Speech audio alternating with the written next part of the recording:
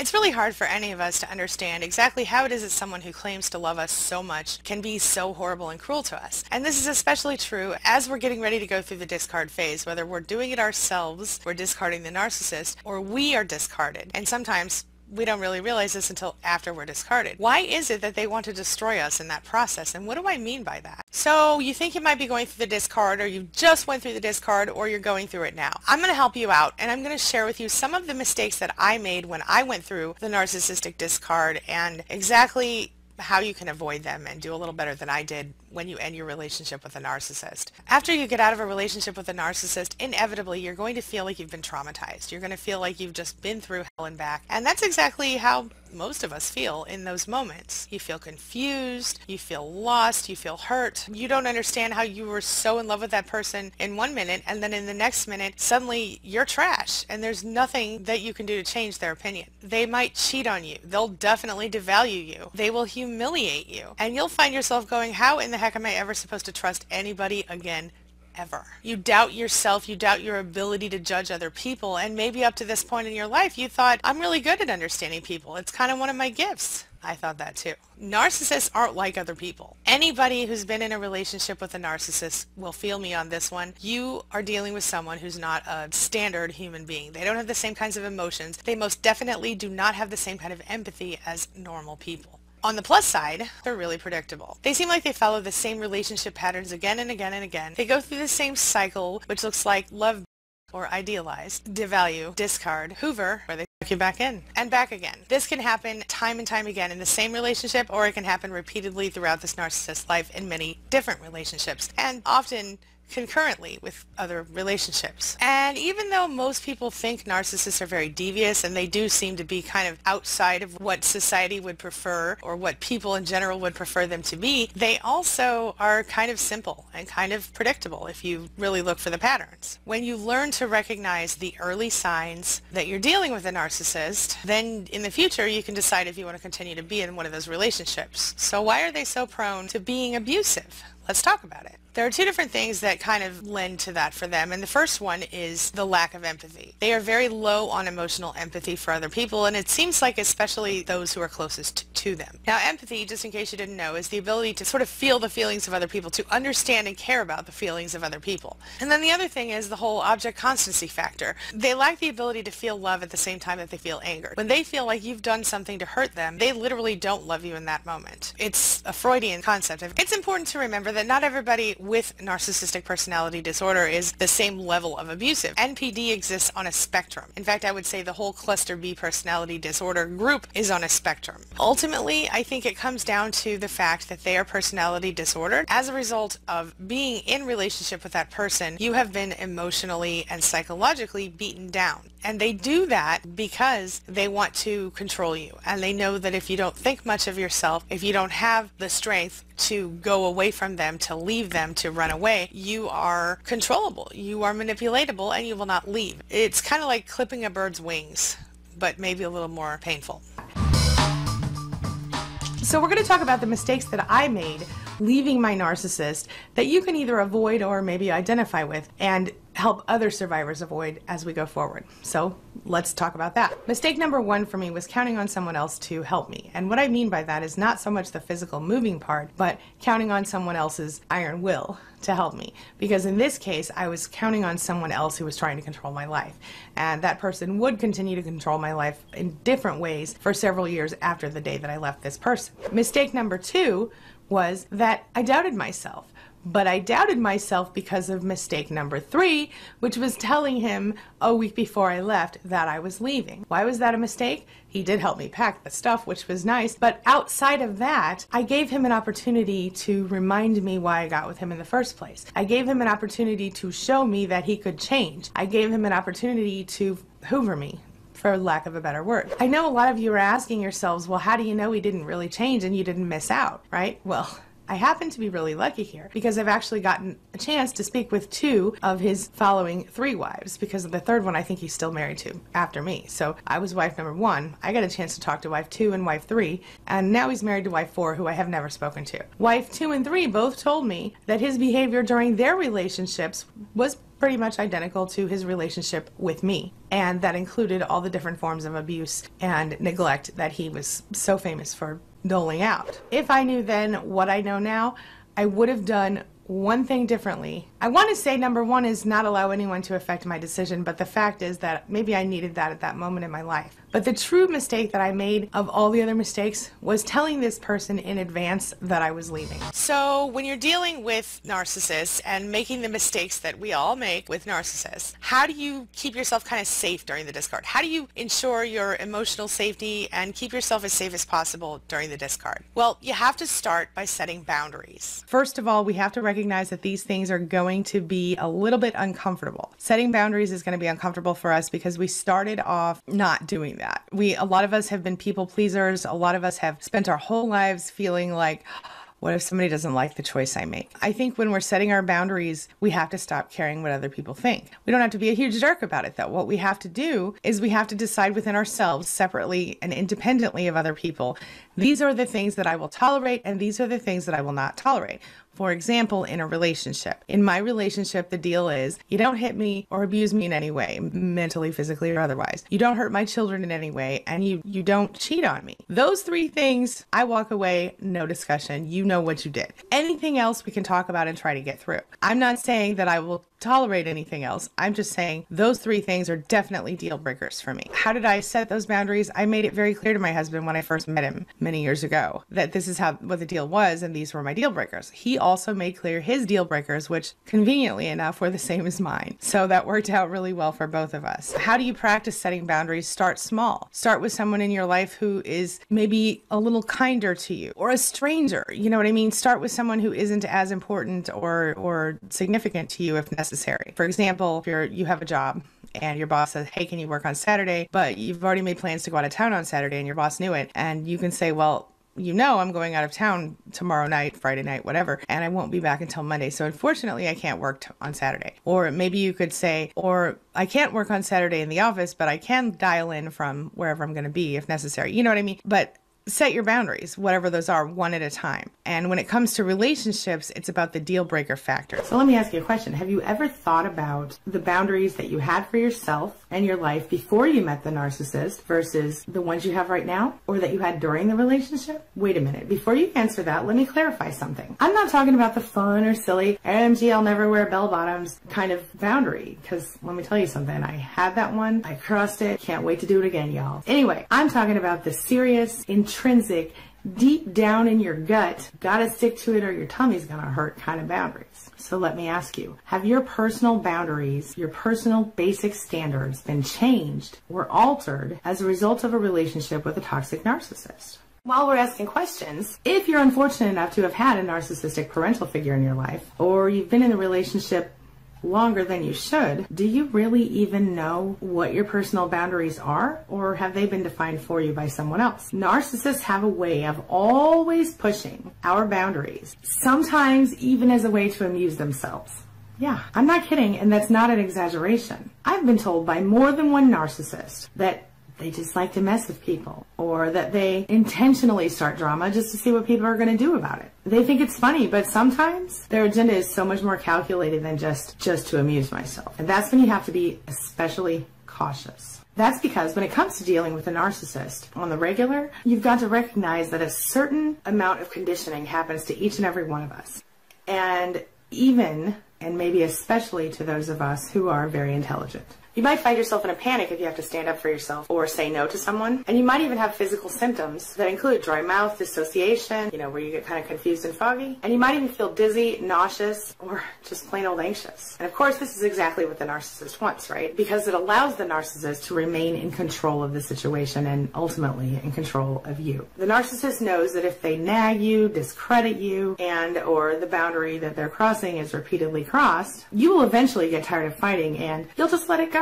As in, accept it, or at least not require the narcissist to continue to justify it or discuss it. This allows the cycle, the toxic cycle, to repeat and continue. And a narcissist needs his victims or her victims to blindly trust them. If the victim doesn't blindly trust the narcissist, well, the narcissist will do everything they can, everything in their power to break you until you do blindly trust them, or at least you pretend to. Anytime you go through a breakup or a divorce with a normal person or a healthy person, you may struggle to make sure you have closure. Some therapists will even ask you to reach out to that person and find a way to discuss whether or not you have feelings left for each other and how to deal with them from here. However, when we're talking about narcissists, this is a whole other ball of wax. When you're leaving a narcissist, you're already overwhelmed, exhausted, maybe even afraid. Sometimes the logistics feel impossible. So whether you end the relationship with the narcissist or the narcissist ends the relationship with you, at this point you will become worthless to the narcissist when they decide they're all done with you. Maybe you hurt them, maybe they think that makes you worthless. Maybe they've decided they're too good for you and that makes you worthless.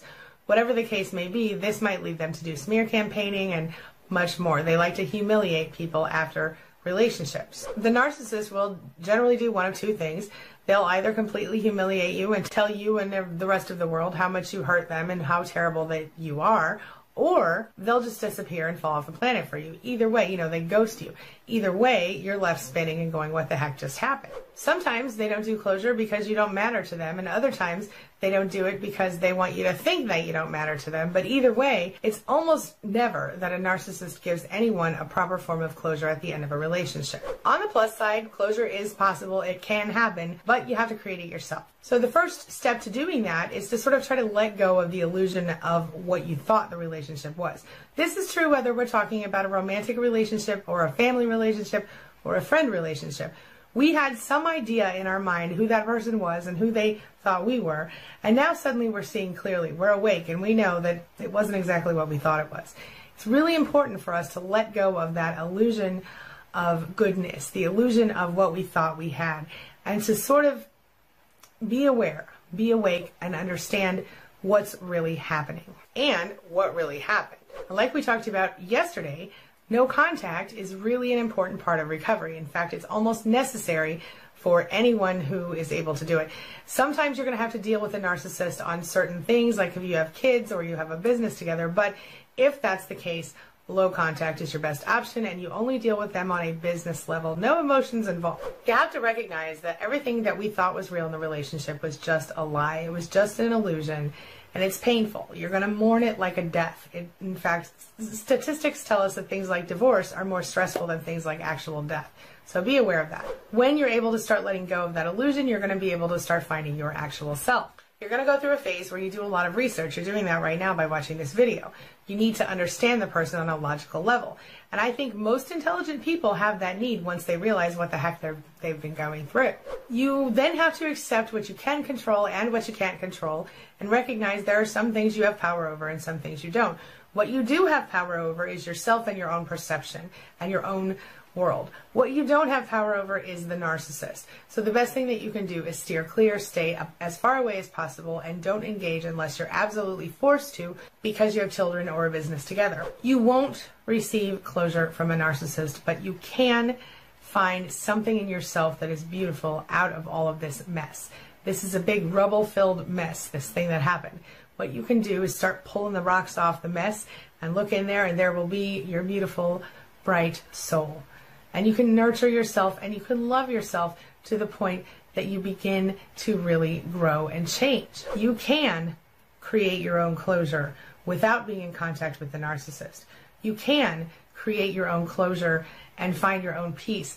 And this is the best part of all of this, the silver lining of this whole darn situation. And that is that you can come out being a better, stronger, more evolved person than you ever were before you started this relationship. I'm not saying it's the best way to get to it. I'm just saying if you've already been through it, you might as well take that silver lining and run with it. I think it's really important to start with the why of anything. Why it happens. And the reason I think that is because for me, knowledge has always been power. When I learn about something and I understand the basics and the mechanics of it, I always feel more empowered and I always feel more capable of handling that problem. So we're going to start right here.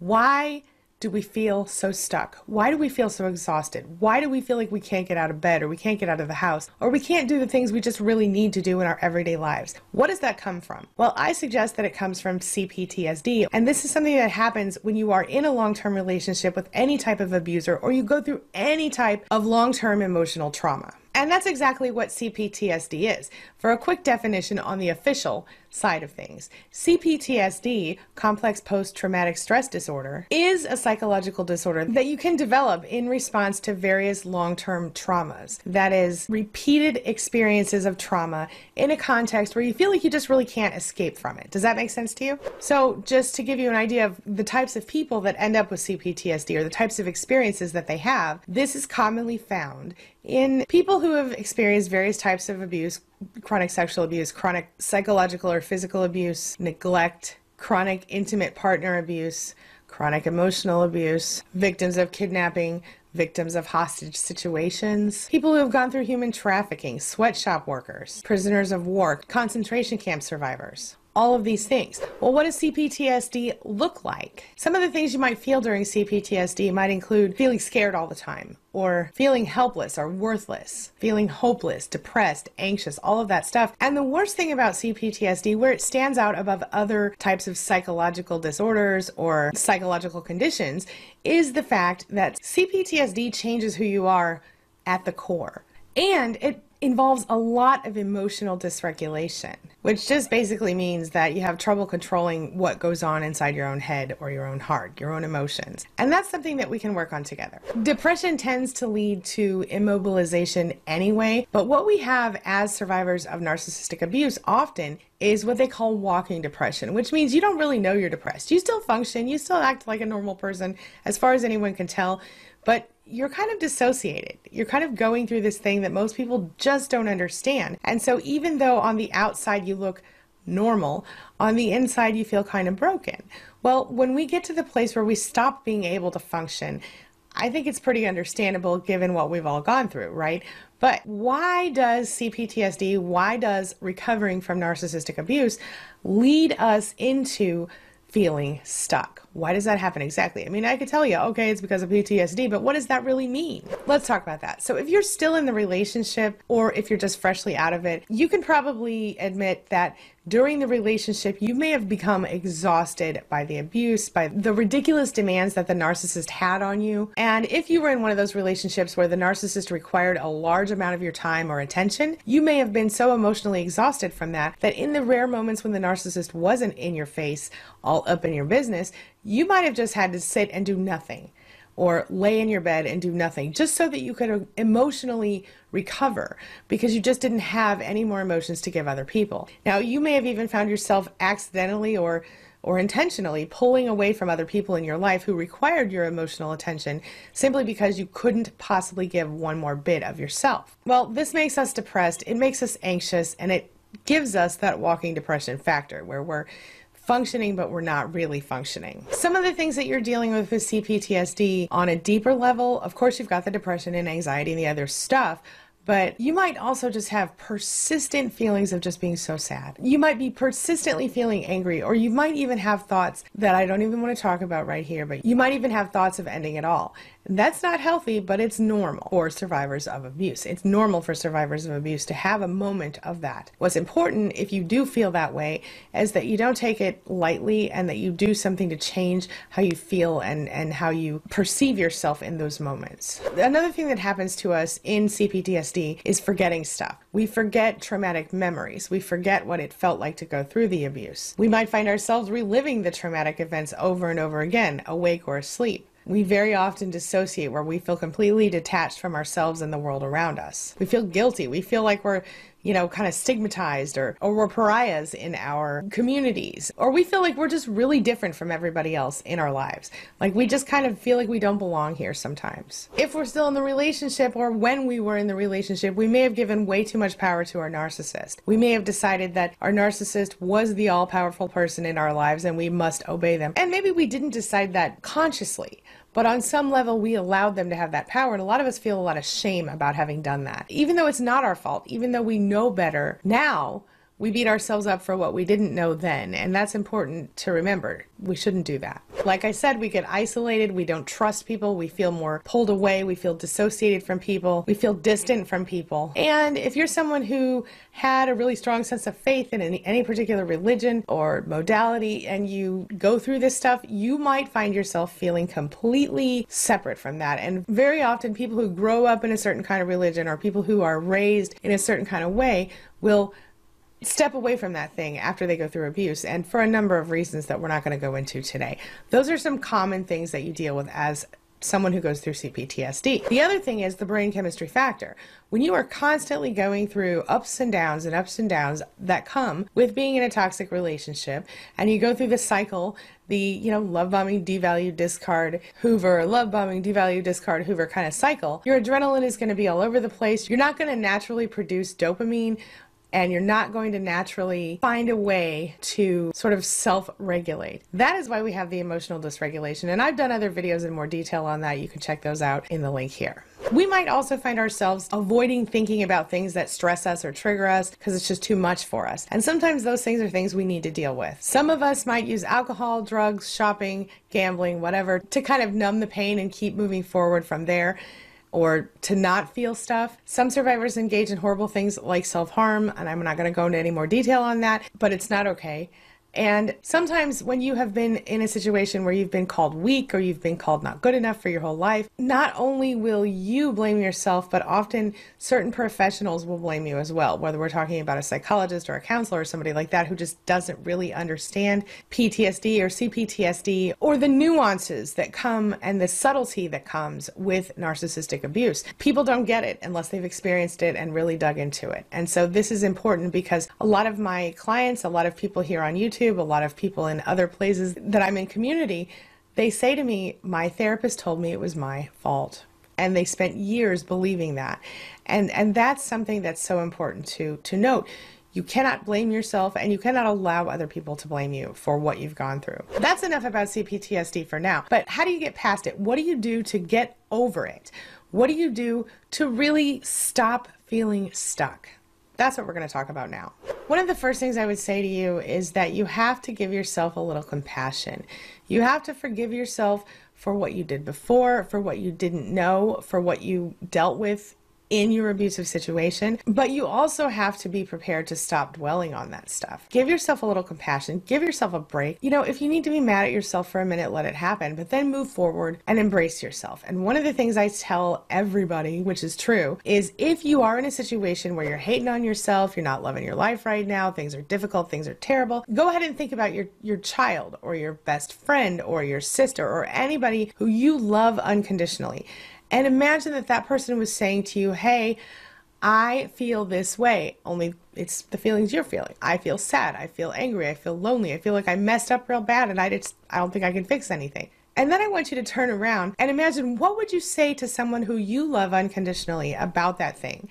What advice would you give to them? How would you hug them? How would you care about them? What would you do differently than you're doing for yourself? And then, my friend, I want you to look right in the mirror and I want you to do those things for yourself, because that is the only way we will ever grow forward, is if we can stop hating ourselves. I know.